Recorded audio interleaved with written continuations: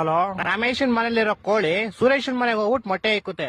ಇವಾಗ ಮೊಟ್ಟೆ ಯಾರ್ದು ಅಂತ ಹೇಳಪ್ಪ. ಮೊಟ್ಟೆ ಈಗ ಸುರೇಶನ್, ಯಾಕಂದ್ರೆ ಕೋಳಿ ಸುರೇಶನ್ ಮನೇಲಿ ಬಂದಿರ್ತಲ್ಲ, ಯಾರ ಮನೇಲಿ ಬಂದ್ ಮೊಟ್ಟೆ ಇಡುತ್ತೋ ಅವ್ರದೇ ಮೊಟ್ಟೆ. ಇಲ್ಲ ಲೇ, ಇಲ್ವಾ? ಮತ್ತಿನ್ಯಾರ್ದು ಮೊಟ್ಟೆ? ಕೋಳಿದಲ್ಲಿ. ಈಗ ಒಂದ್ ಆನೆ ಈಜಾಡ ಕೆರೆ ಒಳಗ್ ಹೋಗುತ್ತೆ, ಆಚೆ ಹೆಂಗ್ ಬರುತ್ತೆ? ಹೆಂಗ್ ಹೋಗಿರುತ್ತೋ ಹಂಗೆ ವಾಪಸ್ ಬರುತ್ತೆ. ಇಲ್ಲ ಲೇ, ಮತ್ತೆ ಯಾವ ಆಗ್ಬಿಟ್ಟು ಆಚೆ ಬರುತ್ತಲೇ? ಹೊಟ್ಟೆ ಎಷ್ಟು ಉರ್ಸ್ತಾವ್ರೋ ಆ ಭಗವತ್ನ ನೋಡಿದ್ರೆ. ಆ ಹುಡುಗ ಪ್ರತಿ ವರ್ಷ ಅವ್ನ್ ಬರ್ತಡೆಗೆ ಉಂಡಿಗೆ ₹1 ಆಗ್ತಿದ್ನಂತೆ. 60 ವರ್ಷ ಆದ್ಮೇಲೆ ನೋಡಿದ್ರೆ ಅದ್ರಲ್ಲಿ ಬರೀ ₹12 ಐತಂತೆ. ಹೆಂಗೆ ಅಂದ್ರೆ ಅವ್ನು ಯಾರ ಚಪ್ಪಲಿ ಇರ್ತಾನೆ ಎತ್ಕೊಂಡಿರ್ತಾನೆ.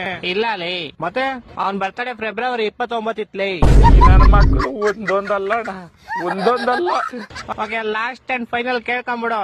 ಹೇಳು. ಒಬ್ಬ ಹುಡುಗಂಗೆ ಹೆವಿ ಶುಗರ್ ಇರುತ್ತೆ. ಡಾಕ್ಟರ್ ಅವ್ನ್ಗೆ ಸ್ವೀಟ್ ಬಿಟ್ಬಿಡು ಅಂತ ಹೇಳ್ತಾರೆ. ಅವನು ಲೈಫ್ ಪೂರ್ತಿ ಸ್ವೀಟ್ ತಿನ್ನಲ್ಲ.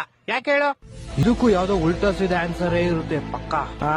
ಯಾಕಂದ್ರೆ ಅವ್ನ್ಗೆ ನಾನ್ ಹೇಳ್ತೀನಿ ಕೇಳು. ಹೇಳು. ಯಾಕಂದ್ರೆ ಆವಾಗ್ಲೇ ಹೇಳದ್ನಲ್ಲ, ಅವನಿಗೆ ಶುಗರ್ ಇರುತ್ತೆ, ಡಾಕ್ಟರ್ ಹೇಳ್ತಾರೆ ಅದಕ್ಕೆ. ಹೊಟ್ಟೆ ಎಷ್ಟು ಉರ್ಸ್ತಾವ್ರೋ ಆ ಭಗವತ್ನ ನೋಡಿದ್ರೆ.